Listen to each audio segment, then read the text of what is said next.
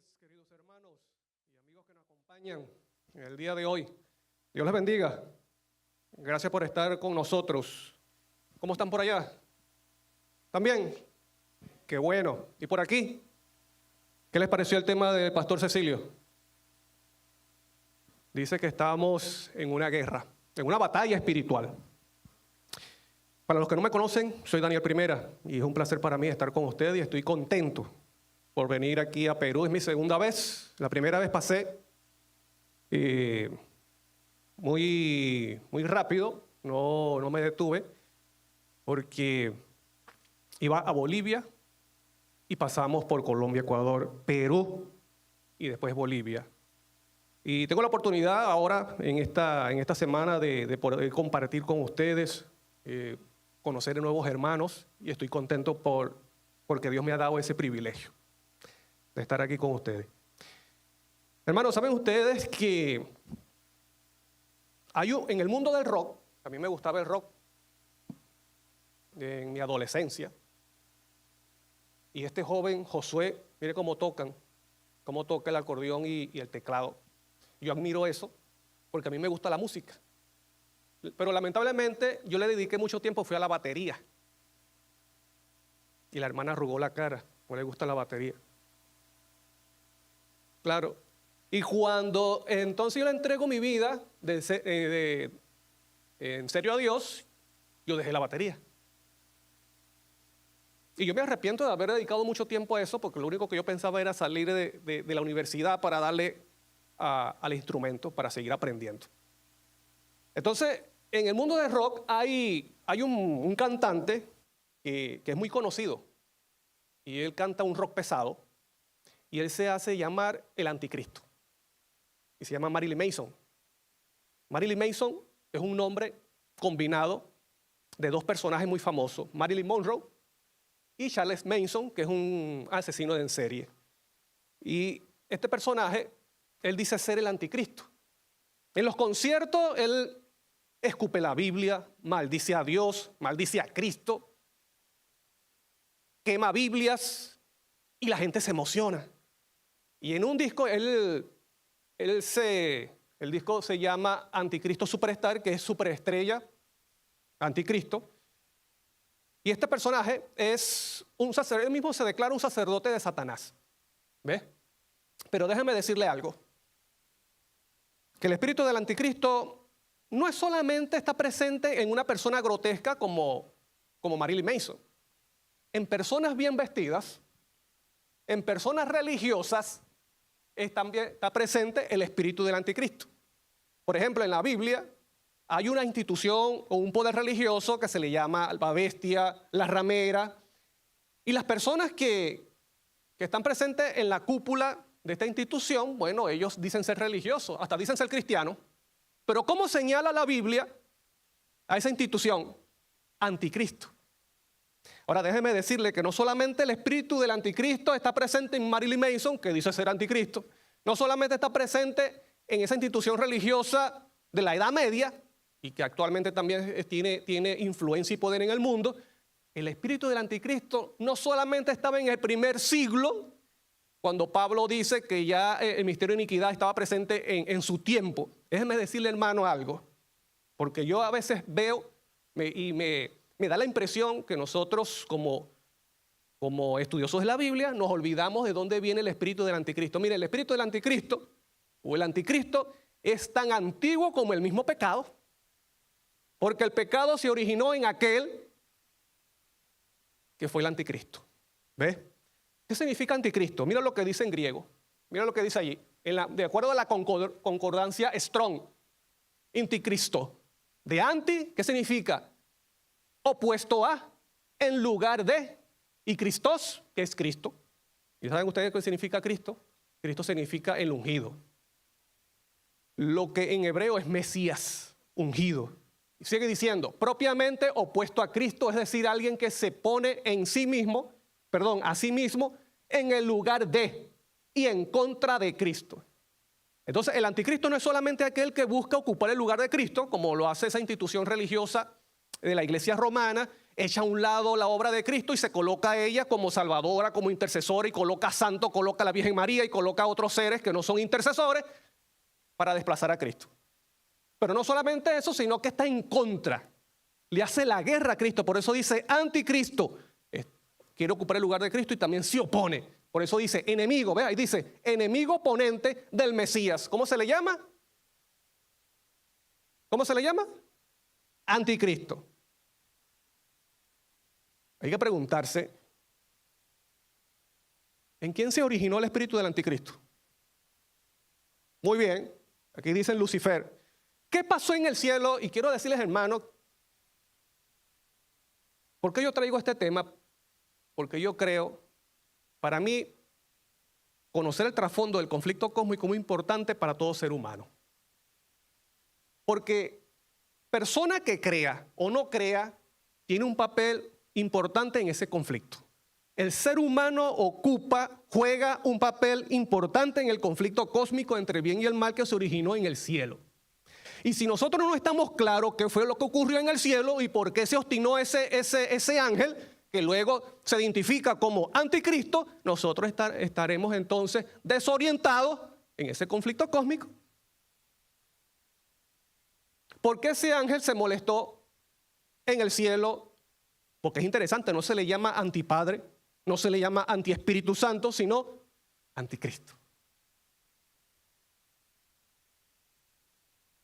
Cuando nosotros indagamos y profundizamos en lo que ocurrió en ese conflicto, vamos a entender quién es Dios, quién es Cristo.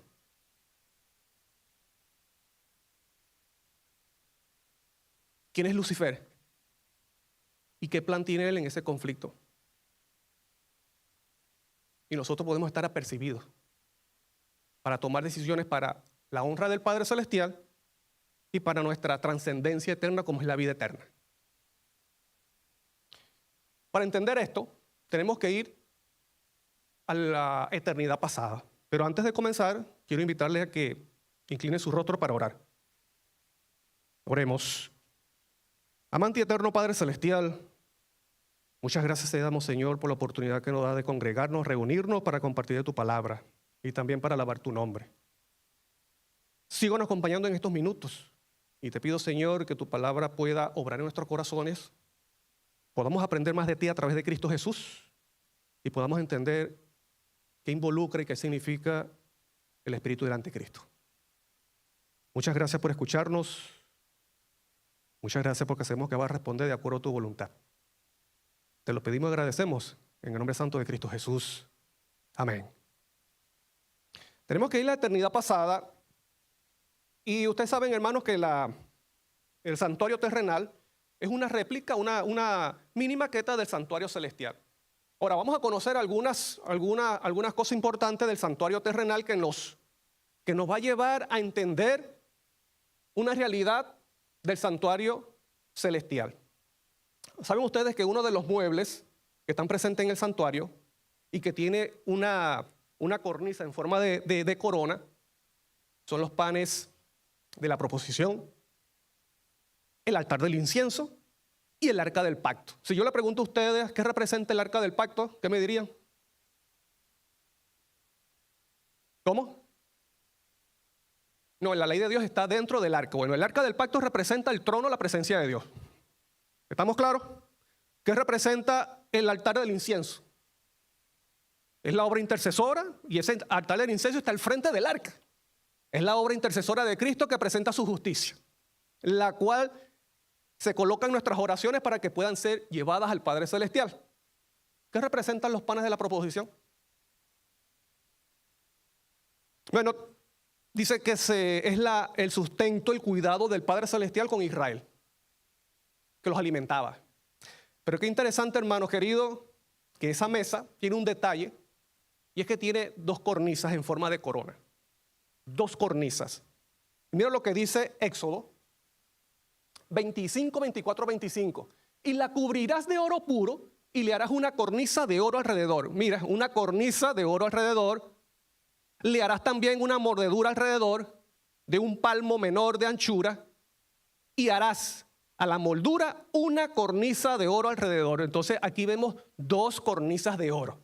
Esa mesa tiene ese detalle especial. Y usted puede ver aquí, por ejemplo, en la imagen, si se puede notar, esa forma de corona. ¿Por qué esta mesa tiene ese detalle especial? ¿Qué representará entonces esta mesa?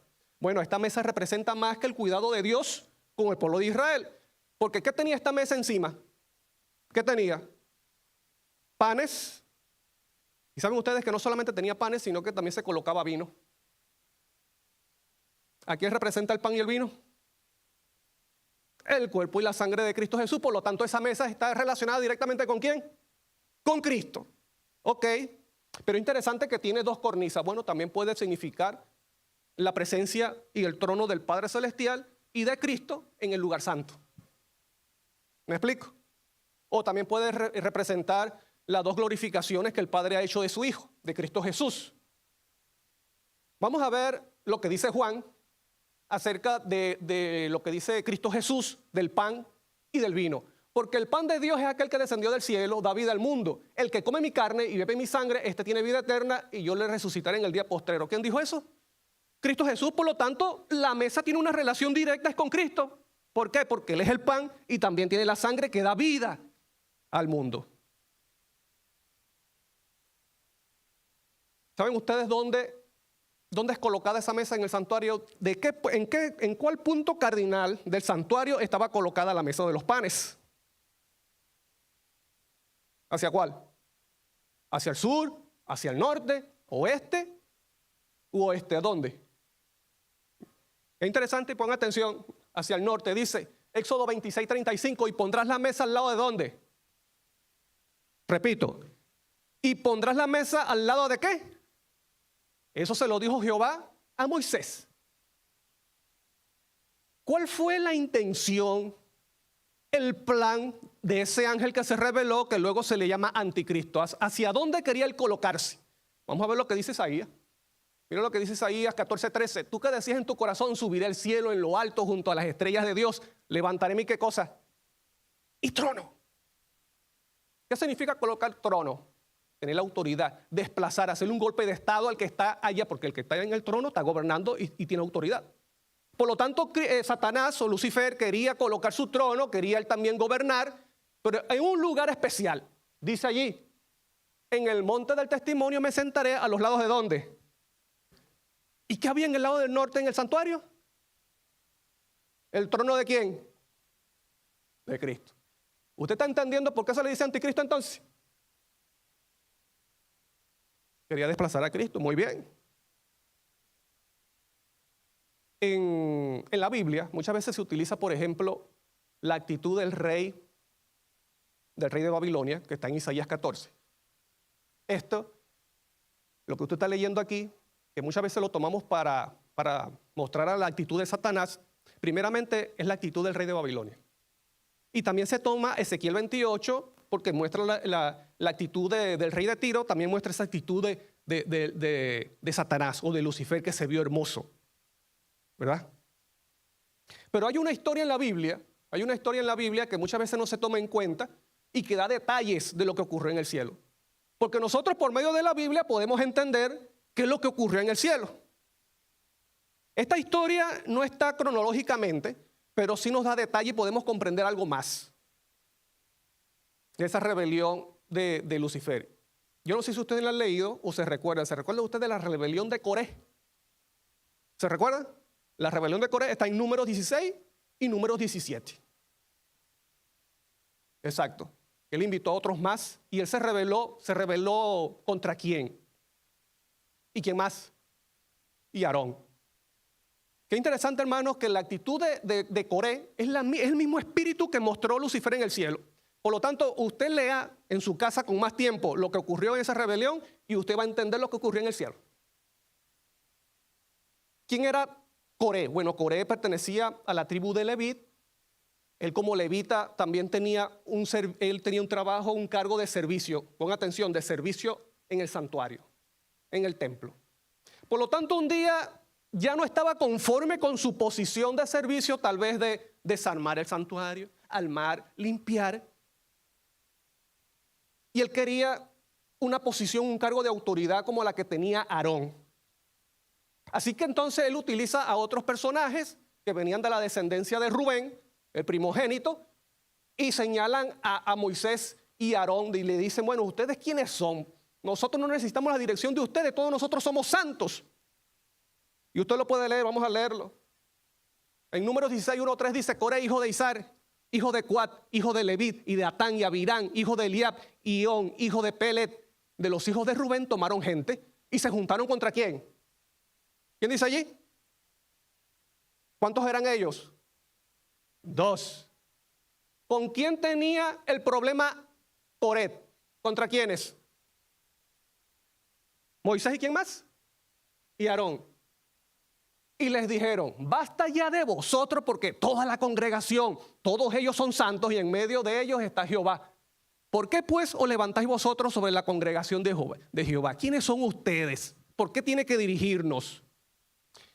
¿Saben ustedes que esa fue la misma actitud que tuvo Lucifer en el cielo?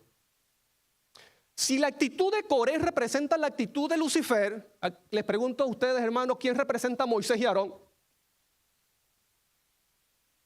Vamos a verlo con la Biblia. Eso lo dice la Biblia. Mira lo que dice. Exactamente. Mira lo que dice la Biblia acerca de lo que Dios le dijo a Moisés, que iba a ser Moisés para Aarón. Y vamos a ver quién era Aarón.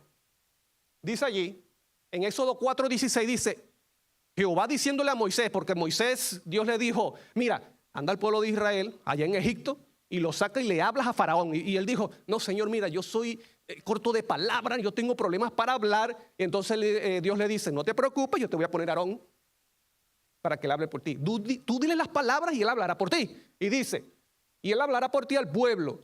Él te será a ti en lugar de boca y tú serás para él en lugar de ¿qué? ¿Saben la palabra que se utiliza ahí? Elohim. Él le está diciendo, tú serás Elohim para Aarón.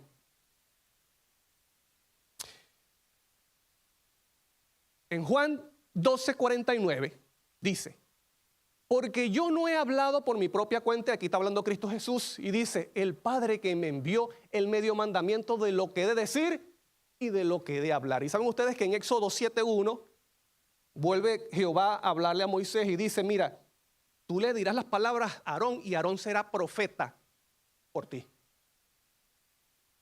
Entonces, si Moisés era como Elohim, como Dios, para Aarón, quiere decir que Moisés representa, es un símbolo, una representación del Padre en esa rebelión de Coré. Y Aarón, es interesante, que no solamente era sacerdote, sino que también es profeta porque Jehová lo dice. Y Cristo Jesús es profeta y es sacerdote. Qué interesante que también Aarón como sumo sacerdote podía entrar en la presencia en el lugar santísimo, así como Cristo también se presenta ante el Padre Celestial. Y Aarón hablaba lo que le decía Moisés y Cristo dice, no soy yo el que hablo, es el Padre a través de mí. Él me dice lo que yo voy a hablar. Por lo tanto, Moisés y Aarón es el Padre y es Cristo. Y Coré, Lucifer. La misma Biblia, hermano, usted con la Biblia puede explicarle a alguien lo que ocurre en el cielo. Sigue diciendo Cristo en Juan 14:10, ¿no crees que yo soy en el Padre y el Padre en mí? Las palabras que yo hablo, no las hablo por mi propia cuenta, sino que el Padre que mora en mí, Él hace las obras. Bueno, vamos a ver qué dice la sierva del Señor sobre lo que ocurrió en el cielo. En Patriarcas y Profetas, en la página 13, dice, el pecado se originó en aquel que después de Cristo había sido el más honrado por Dios. ¿Quién era el más honrado por Dios después de Cristo? Lucifer. Y dice, y que era el más exaltado en poder y en gloria entre los habitantes del cielo. Descontento, igual que Coré, descontento con su posición, con el puesto que ocupaba, se aventuró a codiciar el homenaje que solo debe darse a ¿quién? Al Creador. Él tuvo un problema con el Creador, con el Padre, y codiciando la gloria con que el Padre infinito había investido a su Hijo. Ya se le llama hijo desde antes de encarnarse. ¿Por qué? Porque Lucifer es anticristo y tiene un problema, es con Cristo. Y más adelante vamos a ver cuál es el por qué es contra Cristo. Dice, y codiciando la gloria con que el Padre infinito había investido a su Hijo, este príncipe de los ángeles aspiraba al poder que solo le pertenecía ¿a quién? A Cristo Jesús. Si nosotros no estamos claros qué ocurrió en ese conflicto, nosotros estamos distraídos, desorientados en ese conflicto. Hermano, y estar desorientado en ese conflicto tiene repercusión para la eternidad. Y el plan de Satanás es que nosotros no lleguemos a comprender lo que ocurrió en el cielo, que vivamos engañados hasta el final, hasta que venga Cristo o hasta que muramos. Cuando Lucifer se revela y tiene ese problema con el Padre y con Cristo, por eso se le dice anticristo, entonces el Padre Celestial hace algo y ocurrió también en la rebelión de Coré. Cuando Coré se levanta y se obstina con Moisés y con Aarón, entonces Dios llama a Moisés y le dice, mira, reúne los bastones o las varas de los príncipes de Israel. Entonces sería un príncipe por cada tribu, son 12 tribus, fueron 12 varas, y Dios le dice a Moisés, colócala al frente del santuario. Y yo voy a señalar quién es realmente el ungido. Bueno, de todas las varas, hay una que reverdeció o que dio almendro. ¿Fue la vara de quién? De Aarón. Así que Dios le dice a Moisés, mira, reúne a todos los israelitas al frente del santuario para que ellos vean quién es el ungido. Así que quitaron todas y dejaron solamente de Aarón. Y tanto así que esa vara la colocaron dentro del santuario en el arca del pacto. Dios muestra ante todo Israel quién es el ungido y quién es el que tiene la autoridad. ¿Y quién era? Aarón. ¿Y quién representa a Aarón? ¿A quién? A Cristo Jesús. Aarón era profeta y era sacerdote. Cristo es profeta y es sumo sacerdote. ¿Saben ustedes que eso ocurrió en el cielo? En una oportunidad, debido a esa rebelión de Lucifer, Dios muestra quién es Cristo. Y mira lo que dice en el número 17, 8, 10. Y bueno, eso yo lo dije, pero para que ustedes vean que está en la palabra de Dios. Y aconteció que el día siguiente vino el tabernáculo del testimonio, y aquí la vara de Aarón de la casa de Leví había reverdecido y echado flores, y arrojado de nuevos y producido almendras. Había producido almendras, o sea, ¿cómo es posible que un pedazo de palo seco pueda dar fruto? Milagro y poder de Dios. Así que entonces, bueno, allí, mira lo que dice el versículo 10, y Jehová dijo a Moisés, vuelve la vara de Aarón delante del testimonio para que se guarde por señal a los hijos rebeldes. Y así se llama también a los ángeles que se rebelaron, son rebeldes.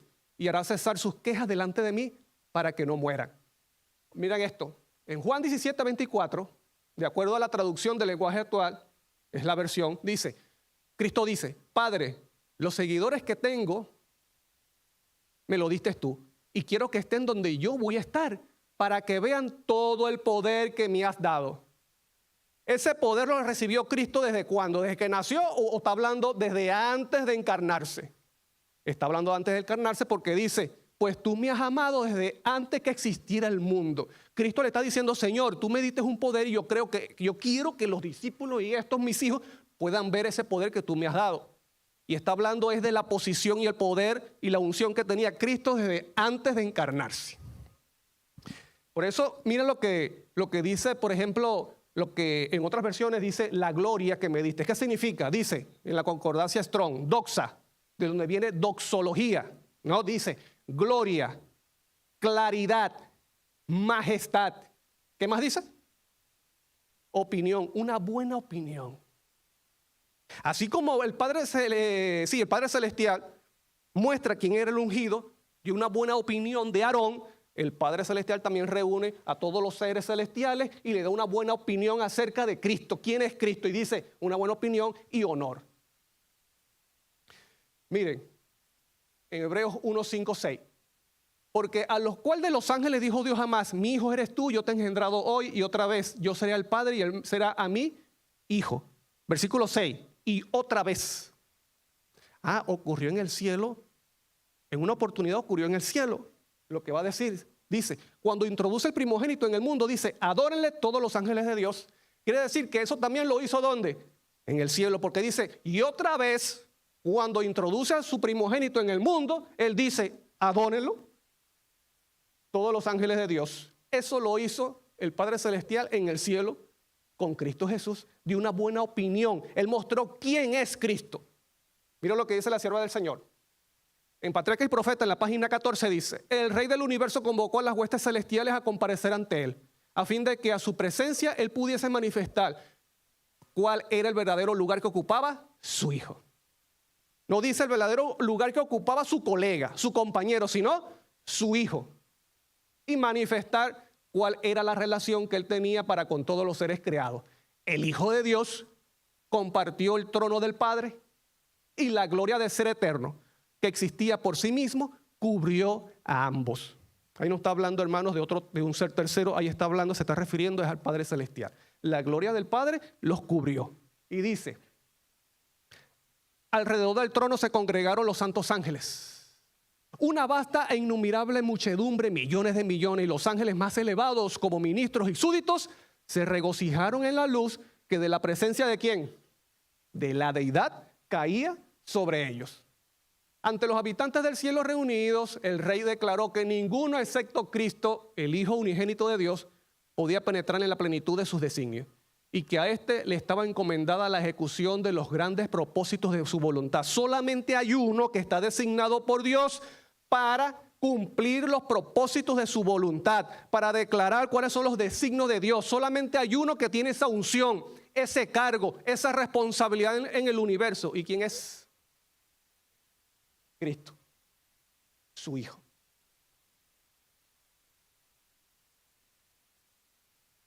El Hijo de Dios había ejecutado la voluntad del Padre en la creación de todas las huestes del cielo, y a Él, así como a Dios, debían ellas tributar homenaje y lealtad. Cristo había de ejercer aún el poder divino en la creación de la tierra y de sus habitantes. Imagínense, hermano, lo que está diciendo el Padre Celestial acerca de Cristo. Pero no solamente es porque Cristo, no es solamente porque Cristo cumple los designios del Padre, sino que Satanás se obstina con Cristo es por algo más. Y lo vamos a ver más adelante. ¿Qué pasó con las personas que se rebelaron juntamente con Coré, que se obstinaron contra Moisés y contra Aarón? A la final, ¿qué pasó con ellos? Bueno, la Biblia dice que la tierra se abrió y se tragó a estas personas y fueron al abismo, al Seol. Te pregunto, ¿qué sucedió con los ángeles rebeldes en el cielo? ¿A dónde fueron arrojados? A la tierra y al abismo. Podemos ver que lo que ocurrió con Coré es parecido a lo que ocurrió en el cielo. Mira lo que dice. Números 16, 32, 33. Abrió la tierra su boca y los tragó a ellos, a su casa, a todos los hombres de Coré y a todos los habitantes, y ellos con todo lo que tenían descendieron vivos al Seol. Y los cubrió la tierra y perecieron de en medio de la congregación. Ahora vamos a ver, hermanos, si Coré entonces muestra la actitud de Lucifer, que se convirtió en anticristo y en enemigo de Dios, que es Satanás, y que Moisés representa al Padre y Aarón representa a Cristo Jesús. Vamos a ver entonces quiénes son los únicos que entran en esa comunión. ¿Quiénes son los únicos que entran en esa comunión íntima con el Padre? Pero en el cielo, me refiero en el cielo. Exacto, vamos a verlo con la Biblia. En Isaías nos da un detalle acerca de eso. Isaías 14:13 dice, y recuerden que muestra la actitud de Satanás, la intención de Lucifer. Dice: tú decías en tu corazón, subiré al cielo, a lo alto, junto a la estrella de Dios levantaré mi trono, y en el monte del testimonio me sentaré a los lados del norte. Ya vimos qué significa el lado del norte, ¿por qué al lado del norte? Pero si ustedes se dan cuenta, dice allí, ¿dónde quería colocarse? Dice, ¿en el monte de qué? Del testimonio. A veces no se puede comprender un poco el monte del testimonio y lo dejamos así. Pero saben ustedes, a mí me gusta más la versión en inglés, porque la versión en inglés dice monte de la asamblea, de la reunión, de la congregación. Mira cómo dice. Dice, allí ustedes pueden ver el monte de qué? Congregation, de la congregación. La pregunta es la reunión, la asamblea y la congregación, ¿entre quiénes? Exactamente. Mira lo que dice aquí.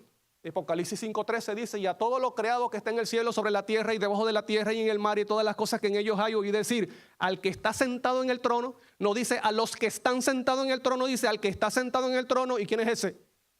El Padre Celestial. Dice, y al Cordero sea la alabanza, la honra, la gloria, el poder por los siglos de los siglos. Les pregunto, queridos hermanos, ¿quiénes son los únicos que están en el trono? El que está sentado, que es el Padre, el anciano de días, lo que dice Daniel. Apocalipsis 4 dice también, uno que está sentado en el trono, al cual se le dice, santo, santo, santo. No se está refiriendo santo, santo, santo, que son tres, porque dice al que está sentado en el trono, que es singular. Lo que los ángeles dicen es que el Padre Celestial es santo en el pasado, santo en el presente y seguirá siendo santo en el futuro, infinitamente santo. No está hablando de tres. Entonces aquí se menciona, Juan dice, al que está sentado y al Cordero. Esos son los que están en la congregación. Entonces Lucifer no le gusta esto y dice, Dios mío, ¿qué está pasando aquí? ¿Por qué Cristo puede entrar en esa reunión? Así como Coré se molestaba porque Aarón entraba en el santuario, en el lugar santísimo. Él no se conformaba, no estaba conforme con su trabajo de servicio.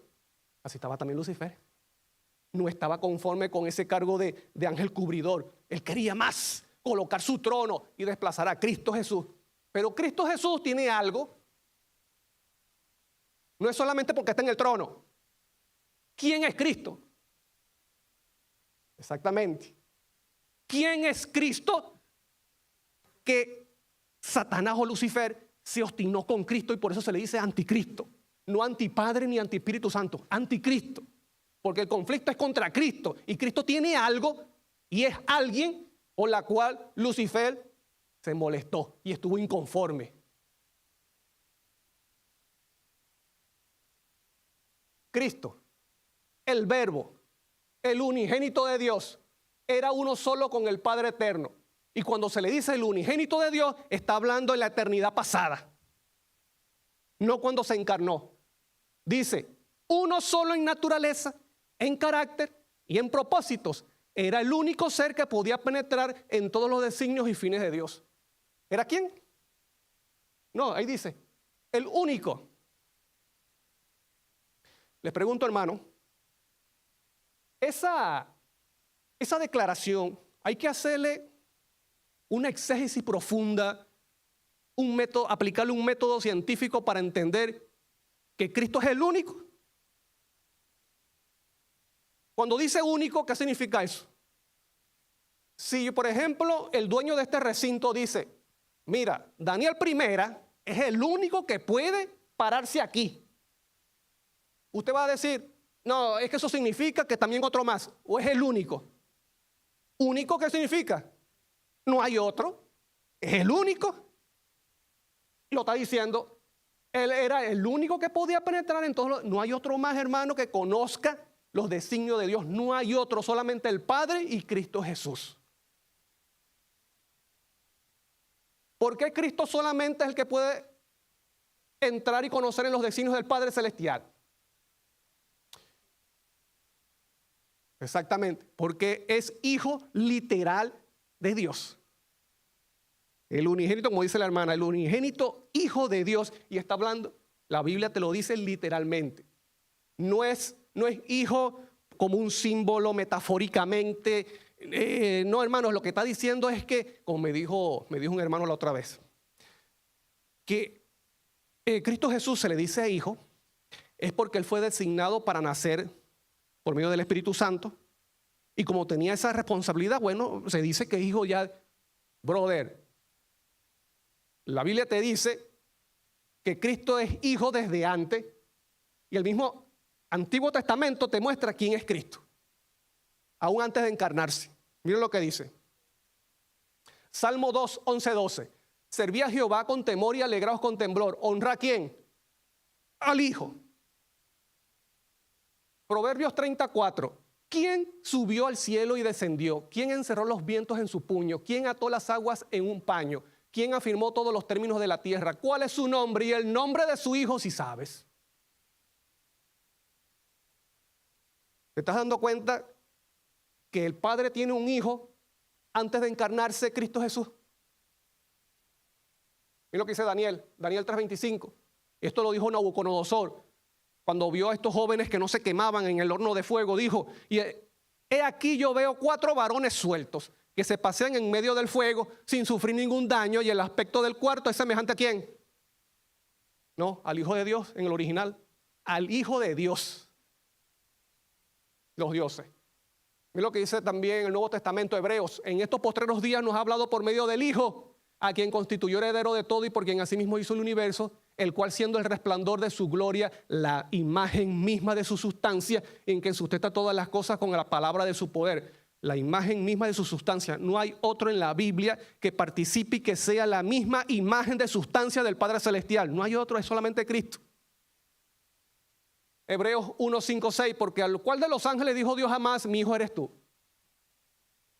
Yo te he engendrado hoy, y otra vez yo seré el Padre y él será mi hijo. Y otra vez cuando introduce el primogénito en el mundo dice, adórenlo todos los ángeles de Dios. Vamos a ver qué dice la sierva del Señor acerca de esto. Manuscrito 86, 21 de agosto de 1910. Y usted lo puede buscar, hermano. Yo lo busqué en inglés para saber si era cierto.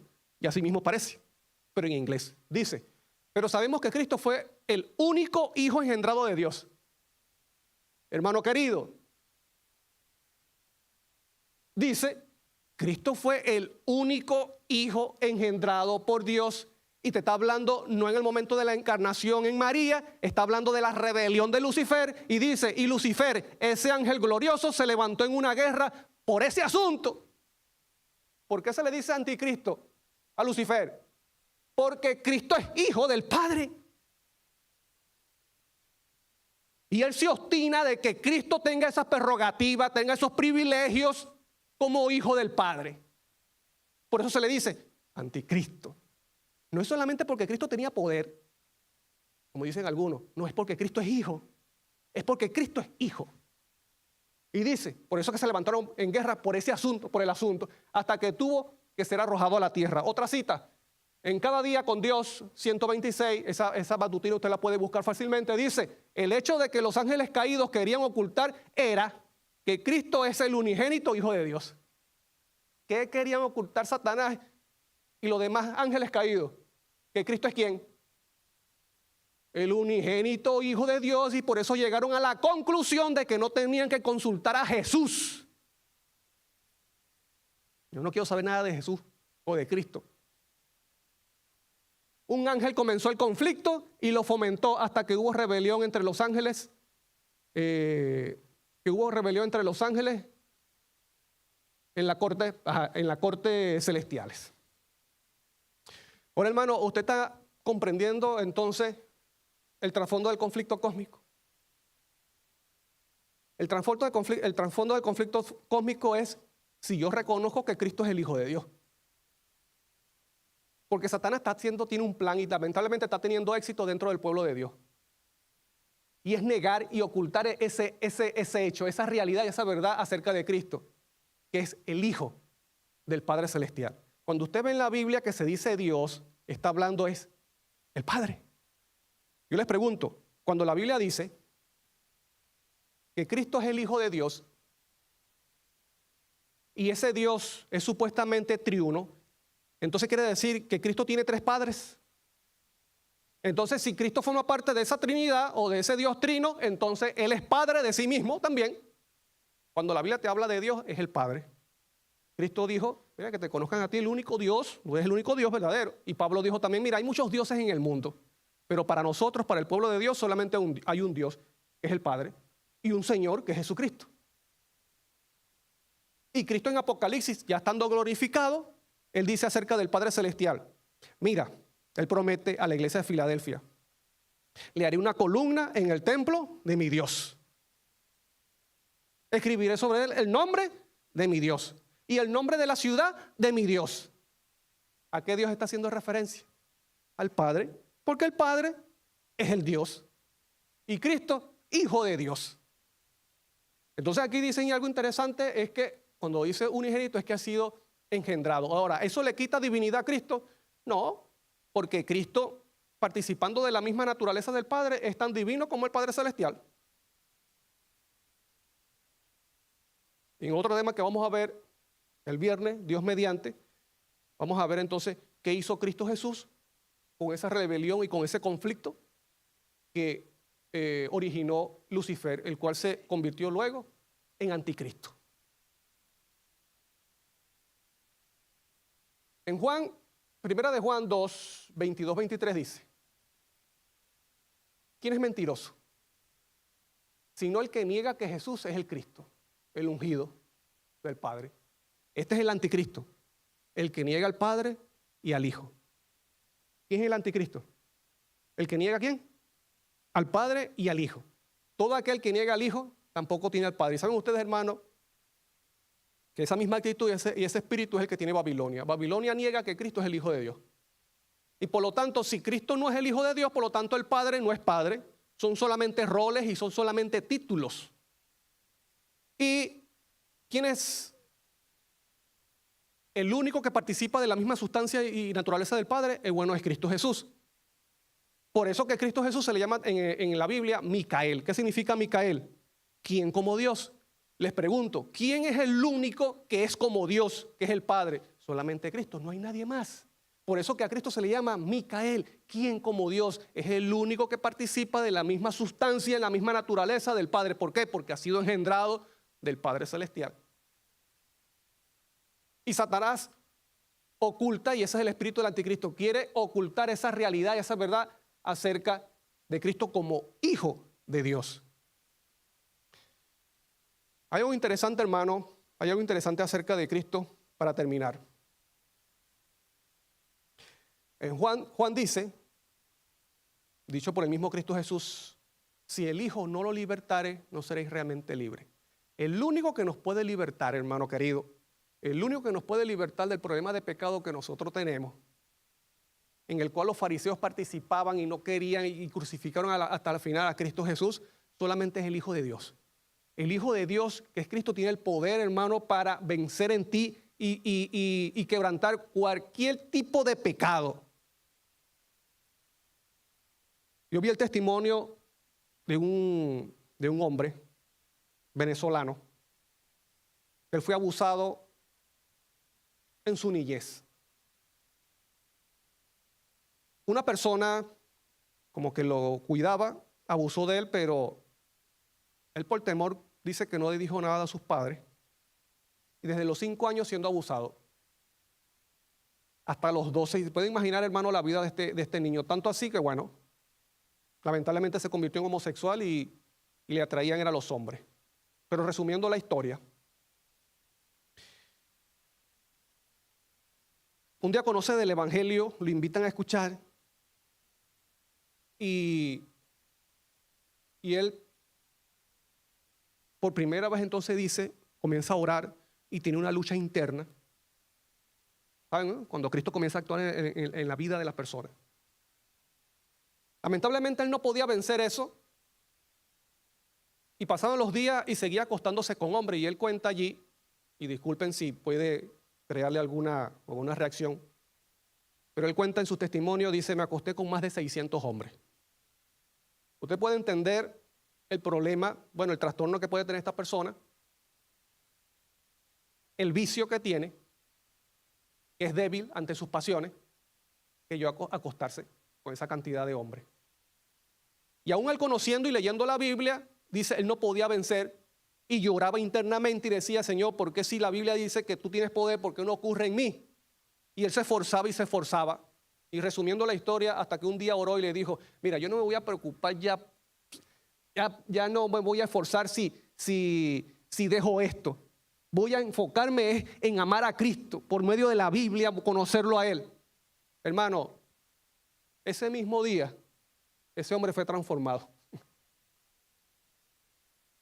En ese mismo día, Cristo Jesús actuó y lo libertó. Al siguiente día fue invitado por su ex a su casa. Tuvieron relaciones y ¿saben lo que pasó? Este hombre tuvo repugnancia por primera vez en su vida de eso. Y se fue. Conoció a una mujer, se casó, tiene hijos. Esta es la verdadera justificación por la fe que te hace Cristo Jesús, el Hijo de Dios. Ahora, yo me pregunto, si Cristo tiene poder para transformar a este ser que fue abusado y era homosexual toda su vida, que se acostó con no sé cuántos hombres, hermano, Cristo Jesús tiene poder de libertarte y curarte de cualquier problema de pecado que tú tengas. Él es el Hijo de Dios que nos puede libertar. Conoceréis la verdad y la verdad os hará libre. ¿Sabes, hermano, cuál es el contexto de Juan 8 cuando Cristo dice conoceréis la verdad? Es la verdad que Él muestra acerca del Padre Celestial. Así que el deber de nosotros es conocer cada día quién es Cristo bíblicamente y quién es el Padre.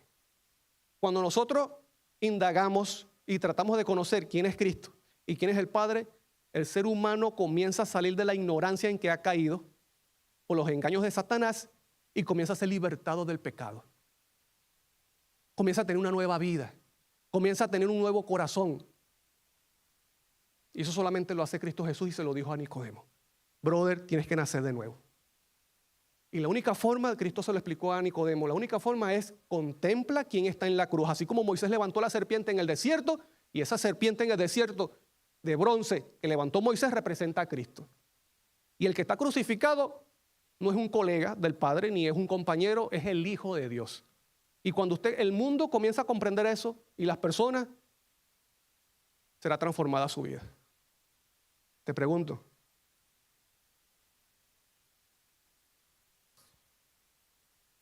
¿quieres ser tú libertado de los engaños de Satanás acerca del Padre Celestial y acerca de Cristo? Y quieres decirle a Cristo, Señor, bueno, si esto es cierto, y si tú libertas, entonces obra en mi vida y ayúdame a conocer al Padre a través de ti. Porque tú has dicho que esa es la vida eterna. Y eso es lo que necesita toda persona que nace en este mundo con problemas de pecado. Conocer a Cristo para que entendamos y comprendamos quién es el Padre Celestial. Porque Cristo vino a revelar al Padre. ¿Cuántos de ustedes levantando la mano quieren decirle esto a Cristo Jesús? Dios les bendiga. Y deseo y le pido a Dios que a partir de hoy en su mente pueda concebirse ese deseo de comprender quién es Cristo y quién es realmente su Padre Celestial. Que el Señor les bendiga grandemente.